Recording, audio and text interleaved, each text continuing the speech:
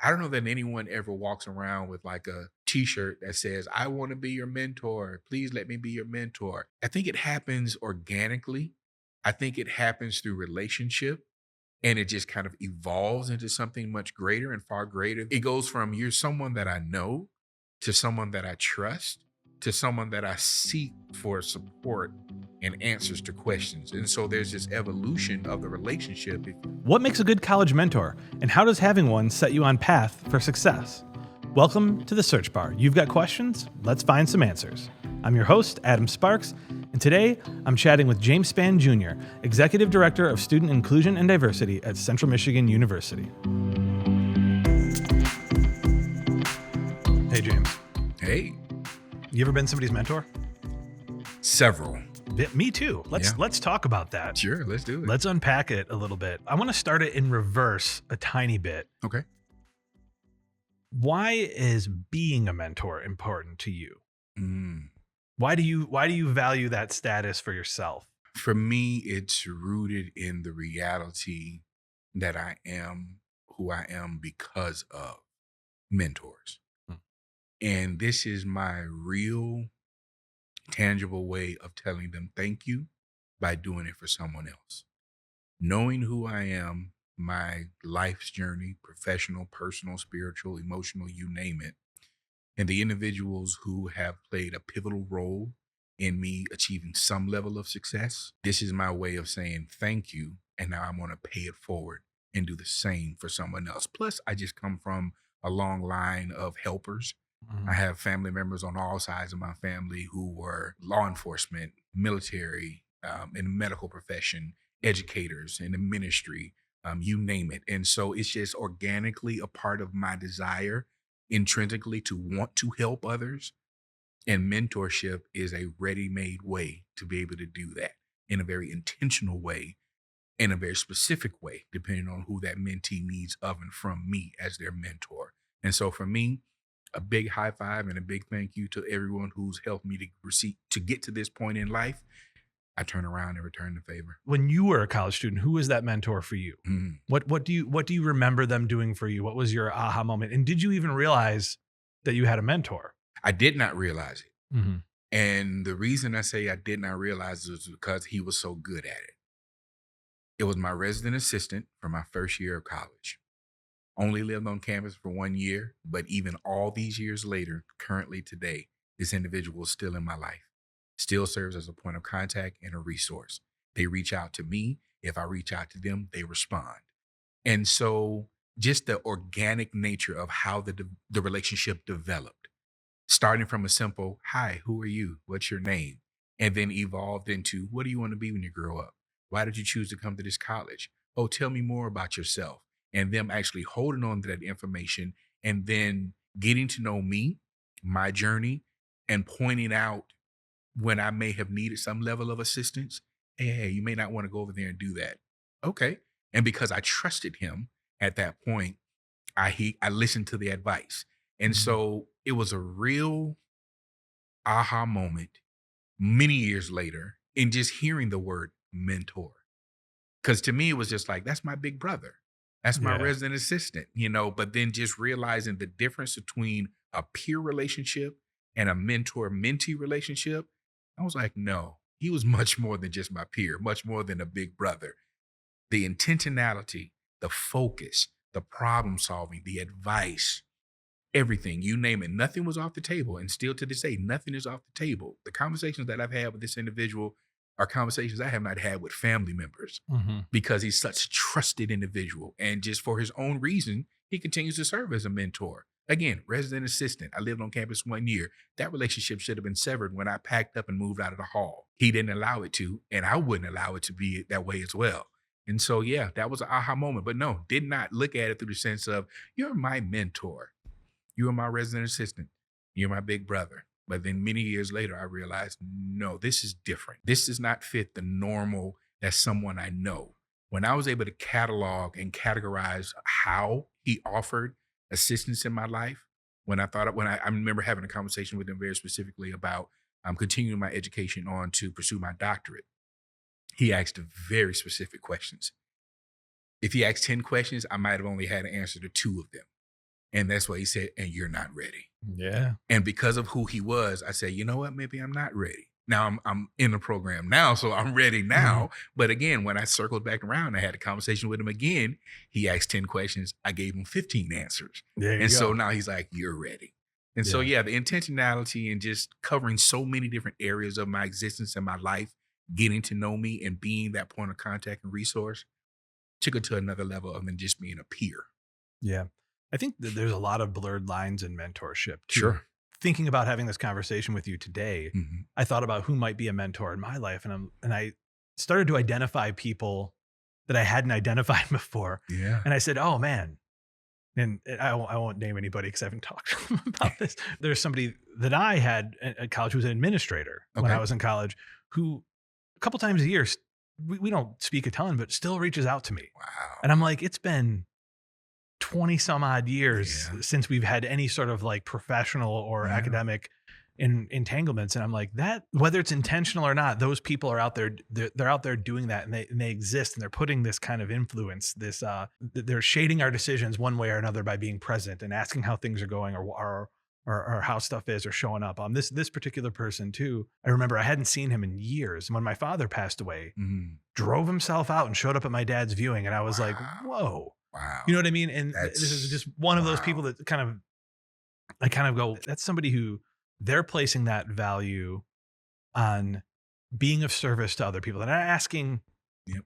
what can Adam do for me? What can James Sure. do for me? Sure. Well, I wonder what I can do for them right Yeah. now. Cause I'm thinking about them. They're on my mind. Right. And I think sometimes that's the start of somebody who can be a really effective mentor. They might be mentoring us and we don't even know it. Don't even know Yeah. We don't even know that it's it. happening. And with that said, why? Why do you need these mentors? If I'm a student, let's take it from that perspective. Sure. Whether we knew we were getting it or not, why did you or I need that person at that time? What Mm. value were they likely adding to the situation for us? When I think about the transition into the college setting, our students know schooling because that's what they've done for the majority of their life. Mhm. They know reading, writing, and arithmetic. They're really good at that to some degree, but they don't know everything that college has waiting for them. Yeah. And so, incoming students, first year students, having a mentor, someone who's a little bit further down the road, who is sat in the seats that you have yet to sit in, can offer that insight to be able to say, don't sign up for an 8 a.m. class. It's Mm. not like high school. It's not the same thing. You're not going to be in class every day, all day. You're going to need to study differently. You're going to need to write differently. You're going to need to read differently. So, having someone who has that wisdom and is willing to share that with you for no other reason than just to be benevolent and philanthropic and wanting to be of some service to you being successful is tremendously valuable. Because again, I know reading, writing, and arithmetic, but I don't know living away from home. I don't know living in a residence hall. I don't know joining a club and organization on a collegiate level. I don't know how to navigate the social setting. I don't know how to make new friends. Now I've grown up in my hometown or even moved around, but people knew me. Now I'm coming to a place where I might know one person. How do I navigate this space with 10, 15,000 students around me? Having a mentor can help with that. And so when I think about college students, invaluable resource, someone who has their finger on the pulse, someone who understands that life because they've been there more recently than faculty and staff, Mhm. someone who can understand the trappings, the distractions, someone who's made a few mistakes and can offer insight to say, you don't want to do that because I did, and this is what happened to me, and I'm still paying for it and still trying to get my GPA back up because of this. That insight and that information, invaluable. Finding that person who's going to help you with that can, I think, be a little bit intimidating, can be Yeah, difficult, right? Like yeah, if you don't know that you need mentorship, it seems like a weird thing to ask for. sure. Whether it's a peer Mhm. or whether it is a faculty member or an administrator, because maybe the mentorship that you're seeking is more on the academic side or the Correct, professional side. correct. Tell me how you feel about this. I would posit you got to ask, and I think that's Mhm. probably the hardest thing. And you don't necessarily come up to somebody and go, "I want you to be my mentor, Yeah, James." yeah. It's more you're seeking that advice, and Mhm, I would say you're trying to feel out whether it works or not, right? mhm. Because not just because somebody has the knowledge doesn't mean that the two of you having an exchange is necessarily going to be of value to you, right? Correct. And that could be Correct. intimidating or hard to figure out. Yeah. Yeah. Ironically, I have had students come up and say, I want you to be my mentor. Mhm. And at different stages of my professional career, early on, I was just so flattered. And I was like, okay, I'll be whatever you need me to be. Yeah. Now, a little more gray hair, a little more wisdom, few more candles on the birthday cake. I ask very intentional questions. What does mentorship look like to you? What Mhm. type of mentors are you looking for? Because I do agree with you. I could be a professional mentor. I can be a personal mentor. I'm an ordained minister, so I can be a spiritual mentor. I can be a lot of different things for you. What is it that you are really seeking? And why is it that you're seeking it from me? Mhm. Because I know in the professional capacities that I serve in, if you're looking for professional mentorship, unless you're wanting to go and be a higher education administrator, I may not be the best suited for you. But if you're looking for someone to say, understand what it means to be a man and a black man, and other, identities that I hold, then I might be that person for you. And so I've learned how to turn it back on the student and say, what is it you're looking for? What is it that you're hoping to accomplish?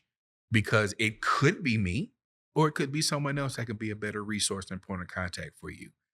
And so I've found in being very intentional in approaching it that way does not come across as off-putting for the student to say, well, fine, I regret even asking you.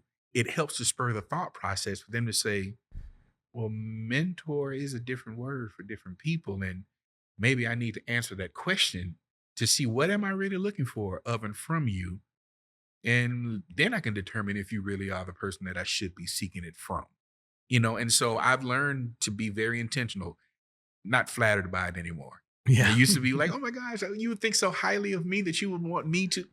Those days are long gone. Now my time is not what it used to be. I'm much more involved in administration now, so I don't literally Yeah. have the availability. So I have to be more intentional about, is it me that you really need, and how much time are you looking for, and do I have the availability and the capacity to be what you need? And so Right. I ask very intentional questions. When you're having a relationship with, let's just use the context of CMU, Yeah. with a student here, Hmm. like how do you know that it's clicking? How do you know that it's working for the both of you? Clicking for both of us. I appreciate the way you framed it that way, because I know how I would categorize it clicking for me. Mhm. But when I factor in the mentee into the equation, I think for me, again, bringing up the word intentionality, if there is advice that's being sought of and from me, and then I'm offering that advice, and then I see that that advice is taken into consideration and is having a positive influence on their decision making, to me, then I know that's clicking. Mhm. But if I say, let's think strategically through this, let's be very deliberative, and I think maybe you should go right, Mhm. and then they come back and they tell me, guess what? I went left. Mhm. And I'm like, well, how'd that work for you? And they're like, well, oh, it didn't work as well. And I'm like, so it's not maybe clicking as much. And Right. so then I would have to change, some of the strategies that I utilize and be more informative, maybe even be more transparent to let Mhm. them know, be like, yep, there was a time when someone offered advice to me and I didn't listen and I had to suffer the consequences. But now that put the value in my life to say, when someone says, maybe you should consider this, I actually consider it. And so the clicking comes across when I do see the growth and the development, when I see the intentionality in them seeking me out. I don't set up a schedule, if you will, with a mentee to say, we must meet every Monday at 3 p.m. But if I only see them once a semester and I'm continually reaching out to them through email, through text message, through whatever other means I have access to, and I'm not getting anything, then I begin to question whether or not that is true mentor mentee relationship. And Right. so then I try to reel them in as much as I can. But then I have to also accept the fact that I guess everyone has a shelf life. Yeah. I If mean, they're over me, they're over me. And then that, in a sense, frees me up to go and be something for someone who may have a higher or even a deeper need. And so I don't beat myself up about it and say, oh my gosh, I lost one. I look at it and I just say, you know, I played a role in getting them to where they needed to be. And so I'll chalk it up as a success. And I'm here if they need me ever need me again. But I guess right now they're kind of over me. I started working at the university back in 2005 as mm, a residence hall director. And my commitment, I relocated here from Atlanta, Georgia, mhm. born and raised in Fort Lauderdale, Florida. So getting further and further away from the South, further away from my family. And I remember having very intentional conversations with my students and the residents in the residence hall, letting them know I am a long way away from family. So you better use me. Mhm. Use everything that I have to offer you. Do not just limit me and say you're only my hall director, because I can be so much more. Mhm. Don't only come to me when you have roommate conflict or you've lost your key and you need a new key or the heat in your room is not working or whatever. Don't put the limits on me like that. And when I became more demonstrative about that, students began to realize it. And then when students began to tap into me as a resource and they saw that I was that viable resource, that's when they started saying, well, okay, well, why am I putting limits on what this relationship can be? And so for me, expanding that boundary, helping students to realize I can be whatever you need me to be if you need it. And if you just tap into the resource. We're here. I'm here by choice. I just had a conversation with a colleague not too long ago, and they were saying, you're from Florida. Why are you here in Michigan? And of course, I have an answer. And so I offered the answer, and they were like, wow, that's amazing. But it's usually, the migration from Michigan to Florida and not Florida to Yeah. come here. And so there's definitely a head scratching moment. And so when I discussed and shared my desire to help and be a point of contact and a resource and to be what others have been for me for future generations, that ended the conversation. Yeah. But just being that point of contact and letting students know I can help you. I just might be able to help you. I might surprise you. I always love it when students will preface the question by, you may not know the answer to this question, but I'm going to ask anyway. And I'm like, I've been at the university all these years. If I don't know the answer to that question, I'm not doing something right. And I would say 9.5 times out of 10, I know the answer. Mhm. And even for that 0.5, I know where to point them to get the answer. We have to be very careful in that we're not just saying what we think is the case. It's like, no, I need to speak very matter of factly. And even if I don't know, I'm going to tell you I don't know. Funny story. Had a student that I interacted with many years ago that took issue with me saying I don't know. Yeah. And they were like, well, why don't you know? Because I don't. It's okay for me not to know. No, it's not okay. Mhm. It's okay because I will never know everything. Now, granted, you and I can discover the answer together. We Mhm. can explore together. But for you to hold me to a standard that you're not even holding yourself to, that's not fair to me and that's not realistic. And I want to help you to understand that now so that you don't go through the rest of your life and the next time someone else says, I don't know, you just lose it. There are going to be things that we don't know because I'm not the person that will just make up an answer just to get you out of my face. Mhm. I'm man enough, if you will, to say, oh, I don't know. I don't know, but I can find out for you. But it was just so interesting that because, and I don't know what their value system was and what led them to take such issue with me using those three simple words. But I helped them through an educational moment to realize I'm not doing something wrong here. I'm not being bad right here. This isn't something that, I'm going to go report you to the university. No, this is reality. This is transparency. This is honesty. I'm being ethical in my announcement to you right now, but I'm also, exploring with you Yeah. instead of period, get out of my face. It's like, no, let's find out together. So, yeah, saying I don't know is okay. And being open and honest and transparent in mentorship is okay as well. How do you become a mentor? So if you're Mm. somebody who's been menteed your whole life, how do you become it? Like when's the transition point? When should somebody realize that maybe they should be handing out advice? I mean, it might you Mm. don't have to you don't have Mm. to get gray in the beard like us to do it No, necessarily. no, You no, could be you a don't. 19-year-old mentor to someone else. I agree. We have those right here. Sure. Yeah. Sure, we do. I think for me, it starts with capacity Mm. and it starts with a willingness to serve in that role. Again, for me, mentorship is different than I'm your friend, I'm your peer, I'm your associate.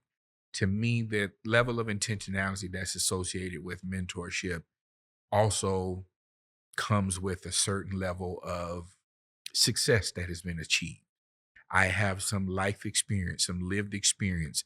I've made some mistakes and I've learned from those mistakes. And now I can transfer that knowledge to the mentee in this example. You have 19-year-olds who lived, in some cases, maybe more life than I've lived, Mhm. and they can reach an individual far greater than I could. I understand and I own my limitations. I know what I know, but I don't know everything. And I haven't lived everything. And just because I've been on earth longer than you doesn't mean that I've experienced everything that you have in your shorter amount of time on earth. I don't know that anyone ever walks around with like a t-shirt that says, I want to be your mentor. Please let me be your mentor. Mhm. I think it happens organically. I think it happens through relationship, and it just kind of evolves into something much greater and far greater than, wow, it goes from you're someone that I know to someone that I trust to someone that I seek for support and answers to questions. And so there's this evolution of the relationship, if you will, that can happen over time. It can happen almost in a sense instantly. Like you said, it's just kind of click at times. But I think there is also a role for the mentee. The mentee can help to usher someone into that role Absolutely. because they understand there's something that I can get of and from you. There's something about you that's drawing me to you. And I want to be connected to you because of what I see and what I hear and what I believe. And now, would you be my mentor? And it's like, I never thought about being a mentor. I didn't know anyone would look at me. And so I think it goes both ways. The individual making the decision that I've reached a point in life that I want to turn around and be a benefit to someone coming behind me and be able someone who has not shared the space that I have and lived the life that I have. But then also that mentee, someone that's looking, someone that's longing, can help to propel someone into that role. I know I found it in both ways. I found individuals that, I've reached out to very intentionally because of what I've seen. I've done my research up close and from afar. And then other instances, again, organically, it turns into, maybe I should talk to them about this. And then when I breach the conversation and I realize what I'm receiving in return, it's like my hunch was right. Yeah. And then I help to usher them into the role. And now the dynamic of the relationship has changed for the better, for both of us involved. Because again, mentor mentee, a lot different than brother to brother, mentor, friend to friend, peer to peer. Some folks, based on their identity, Hmm. will seek out different mentors too, Sure. right? So, people of color Hmm. tend to seek mentorship from other people of color. Women Correct. tend to seek Yeah. mentorship from other women. Yeah. If you're somebody who shares one of those identities, Hmm. do you feel like there's a little bit of added pressure or added value for folks to give that unique perspective to somebody else who might be going down a similar path? I think both. I think Yeah. there's both value and pressure. Yeah. The value obviously is the ability to directly identify, but then that pressure puts it on to say, okay, now because I have these shared identities, I now know what's waiting you or awaiting you rather on the other side.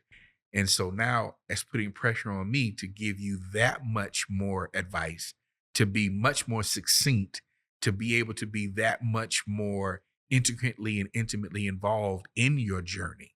And Mhm. so that pressure, whether it's external or internal, whatever the case may be, I think it's a real reality. But the value, I think about the mentorship opportunities and, being at the university as long as I have, I attended an all male college. And Mm. so I've always been surrounded by males. I'm a member of several fraternal organizations and just a boys club, and just boys, boys, boys, me and my boys. And so coming to Central Michigan University, co-ed institution.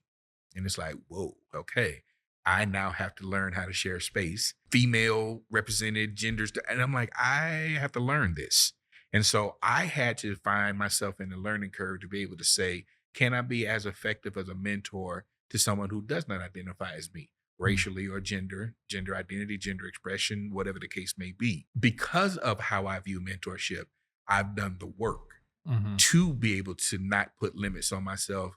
And if a student comes up and says, I want you to be my mentor, my response is, I'm sorry, we don't share the same identities. I cannot be your mentor. Mm. I never wanted those words to be able to come out of my mouth. So I did the work to put in the work to say, I have to become familiar. Because again, I believe that same value is there, but I also believe that pressure looks really different because there is not that shared identity. There's still pressure because I have to be sensitive to the fact of, I don't view the world through the lens with which you do.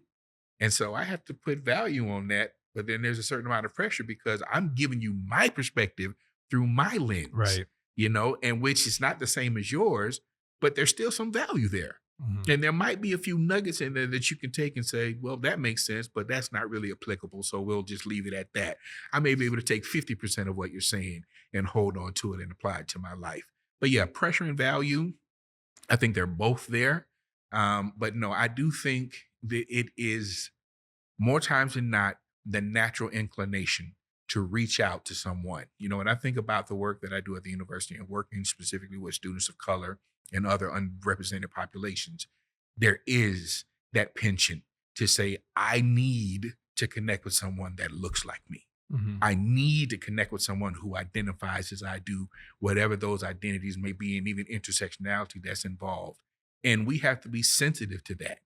Now, fortunately, that's not the limitations that are in place, because there are students who have nothing in common with me other than the fact that we're at Central Michigan University that will reach out to me and say, there's something about you. Like you said, that moment, something clicked, something I Yeah. said, something they heard, something they saw, something they didn't see, something I didn't say made them say, whoa, who is that? Literally, and literally, those were the words the student shared with me that they shared with someone else. They saw me and were in the office and moving around and visiting other people, had no idea who I was, talked to one of my staff members and said, who is that? Mhm. And they was like, that's Mr. James Spann Jr. And she was like, well, who is he? Now I can't get this person away from me. Yeah. They connected with me, and it just feels such a very valuable role in their life. It's a young student of color, but it's a female student. And it's like, okay, here we go again, different dynamic. Mhm. But because of that need, person of color, we can connect. Gender, limitations, but I can give you my best advice. And it's funny now because she calls me her work dad. And she's like, these are the kind of conversations I feel I should have I've with heard my that. dad. It was the first time for me. I've been Uncle James for a long time. And now that was the first time someone was like, you're like my work dad. I'm like, okay, pressure. Okay, I'm up for the game though, and it's been a wonderful relationship, and just being a mentor, and actually just gave her some information about she wants to go to law school. And so I put her in contact with students that I know that graduated from Central that went on to law school. And I mean, so again, professional mentor, personal mentor, we pray together. I'm a spiritual mentor. I mean, so Mm. again, blurred lines in that respect. And again, it's something that she propelled me into the role. I Right. didn't know the student. I didn't walk in and say, hey, can I be your mentor? No, they said, who is that person? And now all of a sudden, in a very Right. short amount of time. So it's like being prepared to mentor everybody, but also understanding that some of these identities that we hold that are obvious, right? And Yeah, they might not just be race and gender. I mean, sure. welcome to America. It's the two things that we look at and go, oh, race and gender. Mm-hmm. Those might have value to why someone is looking for mentorship, but it might be something that's spiritual or professional or Sure. academic too. Sure. But it goes back to the idea that making sure that the environment is inclusive. Mm-hmm. And again, by inclusive means Mhm. I'm meeting you Mm-hmm. where you're at with what your needs are. And Agreed. that might be that to some degree, you just identify with me because you look at me and go, we're the same on this social level. We're the same on this Right. cultural level. Right. And that's at least a toe in for me. And that might lead into a mentorship or not. We've covered that you and I like being mentors. Sure. We like having mentors. Sure. And we like our mentees, most of them. Yeah. And both of us get called dad at work. Thanks, Kyle. I get called pops by these guys. Ah. Yeah. Yeah. Everyone who's 20 or in their 20s in this office calls me pops. It's endearing. Yeah. Anyhow, thank you. It's because they respect me so much. Sure.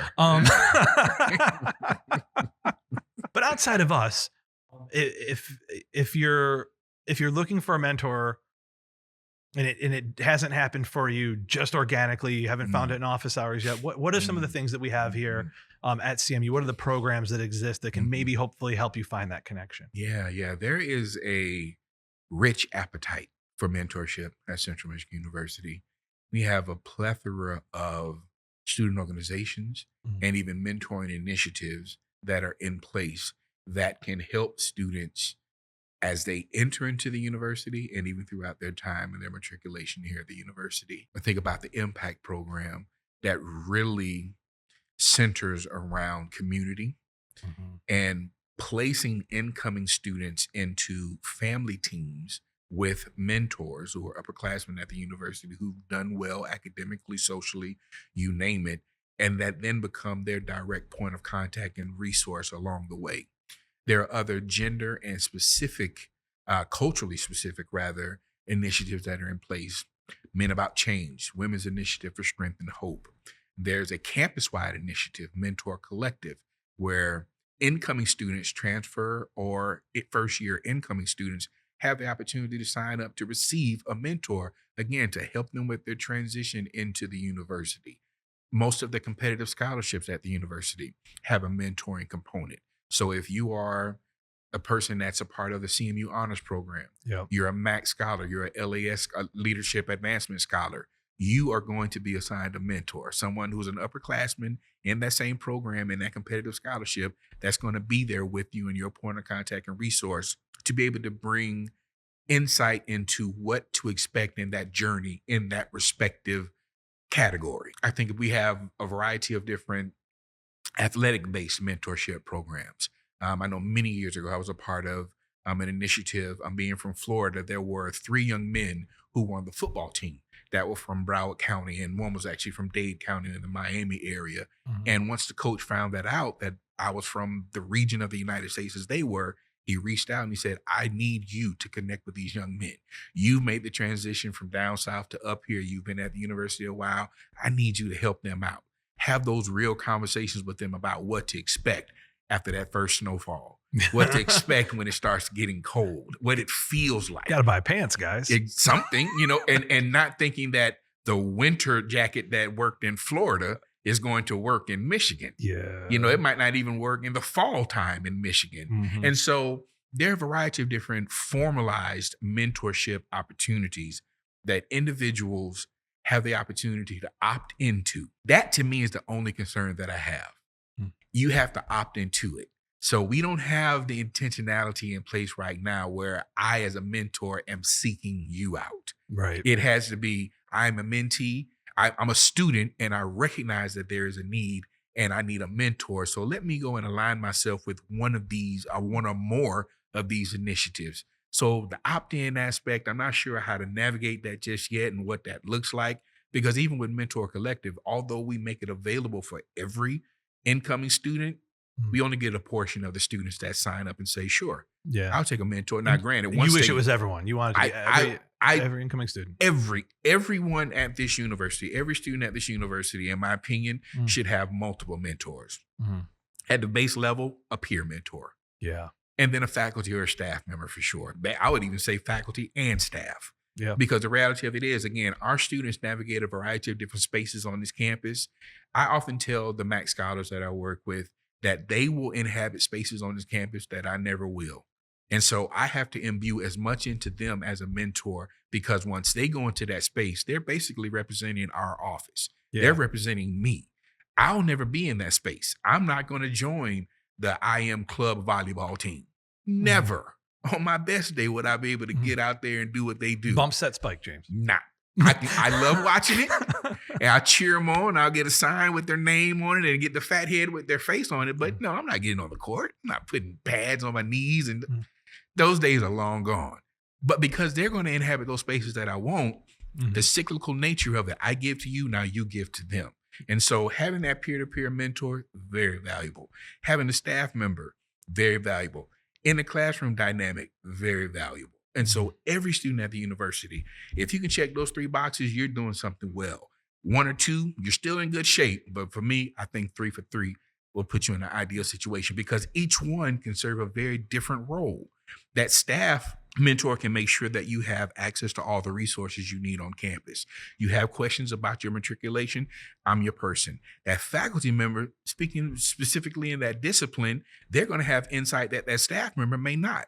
That peer mentor, they're going to have aspect on the social success and other academic success components. So going 3 for 3, that's going to help that student to be very successful here at the university. Right? But in the higher ed space, could there be more? Could there be more of a consideration for that faculty member who's stretched thin on the research, who's teaching 3 classes this semester, to make sure that there's some way that they're being encouraged and incentivized to make time for that mentorship? I think faculty are in a better position than I would say academic affairs side of the institution is in a better position than even student affairs. With academic affairs, you basically have the three areas that faculty focus on: their research, their teaching, but they also have the opportunity for service. Mhm. Within that service can be mentorship, not only just service to the industry and the discipline and what they're focusing on, but also service to human beings and individuals. Mhm. There's value placed on that. For some reason, there seems to be a lack of understanding and awareness in the reality that student affairs, we actually are doing real work. Mhm. There's this thought of what you're calling mentorship. Is it really just relationship building? Are Mhm. you really just, and I always used to run and joke, people just think all we do is sit around in a circle and eat pizza and make s'mores and Mhm. sing You kumbaya. guys And just it's have like, coffee 6 hours a day, that's right? it. Yeah, That's it. you're just shaking. That's all we're doing. And the reality of it is there's a science behind what we do. There are Mhm. metrics for success. There are key performance indicators. I mean, there's a lot that we do that we put into the work that we do. We're very intentional and deliberate in that process. But I think faculty, you expect that. I'm in a classroom, I'm going to interact with students. That can bleed over very organically into mentorship. Mhm. For some reason, in the student life cycle and the student affairs side of the institution, programming, absolutely, but not at the expense of the relationship aspect, not at the expense of the mentorship aspect. I love that we offer campus wide initiatives, however large or small. Absolutely love it. But the reality of it is, there are relationships that I engender with students who might only come to a program because it's a program that I'm sponsoring. Mhm. If I wasn't connected to that program, they might not show up, or they'll never go to the program, but they always stop by my office. And so I think there's the opportunity for the institution to place higher value across the board on building these relationships, but also resisting the urge to place a desired outcome. I think just Mhm. allowing it to Mhm. naturally gravitate and become what it's going to be, instead of, I want you to build this relationship for this desired outcome. Because the reality of it is, that's when it feels like forced interaction. I'm only connecting with this student because I have to focus on retention. I'm only Right. focusing with the student because of, I'm focusing on the student because that's what I care to do, Mhm. because it's what I've chosen to do, because that's why I'm in student affairs. I made a very deliberate choice to remain in student affairs. Yeah, and I think that's a good thing to kind of round this out is it's that idea that even though a bulk of our conversation it was kind of a little bit of interpersonal, it's philosophical, like why is this mentorship? What's the value in this, Yeah. right? And I think Yeah. that's easy to talk about if you value it, Sure. but it does give results, right? It And it's going to does. change the performance of It people does. here. I know that if you Mhm. don't have yourself anchored in what an institution like this is, Yeah. Yeah. then you when you're pressed, and it might not be often depending on your position, you might not have the appropriate response to how you're supposed to value a student's need, right? If you're Sure. never having that interaction with them Sure. at any level. And look at Agree. if you're working here and you have an attitude about young people needing help that isn't in any way dismissive, you need to get another Yeah. job, right? Yeah. This You is need not for you. you need to go somewhere else, right? And that, again, I'm not saying that really anecdotally. It's as far as like it's something I experience all the time. If you wanted to make it transactional, I think that that's a way that you could look at it, is that we're not going to add value to an institution if everybody doesn't have an attitude of mentorship on some level, right? If I'm having an Yeah. interaction with you, young person who's paying to be here, by the way, Sure. Absolutely. my intention would be for you to leave my office or my building better than when you came in. Yeah. We had a student a couple of weeks ago stop down in the mass office.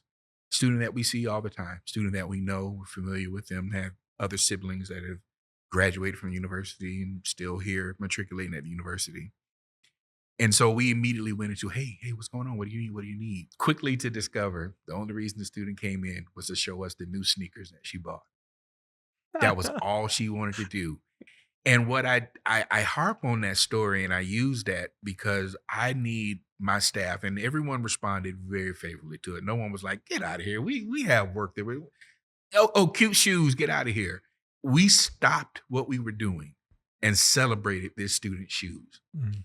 When the student left, I had a conversation with my staff and I let them know students don't always say thank you by using those words, but that was a thank you moment. Yeah. Out of all the people on this campus that student could have gone to, out of all the spaces on this campus she could have visited, she came down here to tell us about how excited she was about these shoes. and she wanted us to share that excitement. Mm-hmm. Drop everything that I'm working on right now, and I am going to cheer you on about. And they were attractive shoes. I'm Yes. not a sneakerhead by any stretch of the imagination, but I was like, those are pretty cool. Yeah. I might even buy those. And just that type of interaction, again, the deliberate choice that student made to cross the threshold from outside into our office space and say, hi guys, look at my shoes. Yep. Not, hey, I have a problem. My financial aid didn't go through. I got a ticket. Can you help me? I'm failing in class. Look at these shoes. Mm-hmm. And for us to respond in kind and say, oh my God, turn around. Let me see the other side. Let me see the bottom of it. That's a memory that student will hold forever. Now, first of all, the comfort level that they had to know that they could come into our space and interrupt our workday and say, pause, stop what you're doing and look at my shoes. Mm-hmm. That relationship has already been established, and so the comfort level and the culture that exists. So think about if that student did not have to pick and choose where they could go to get that type of reception. Mm-hmm. Think if that student can go anywhere on this campus, whether they knew the people in that office, knew the people in that building, knew that faculty member or not, and everyone responded like we did to that student in their shoes. It's a measure Imagine of success. the impact It's we a can measure have. of success, right? Absolutely Yeah. it is. Mm-hmm. And that's what I just love about the relational aspect of mentorship. Students will let you know, again, somewhat of a thankless position. Students don't always say thank you. We get a lot of thank yous at graduation. Yeah. Oh, thank you for everything you did. Thank you, thank you, thank you. But I don't get a thank you today.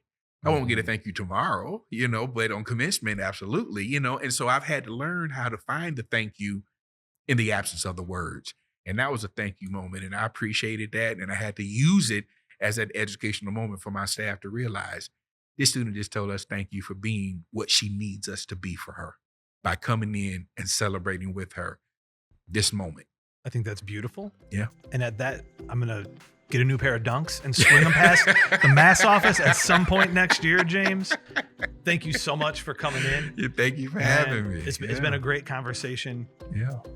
I don't even know the difference between Dunks and the other Nikes. My son will tell me. I just know he's looking for a pair of Dunks right now. I appreciate you. I appreciate what you do. Yeah. Thank you so much. Thank you so much for stopping by the Search Bar. Make sure that you like and subscribe so that you never have to search for another episode.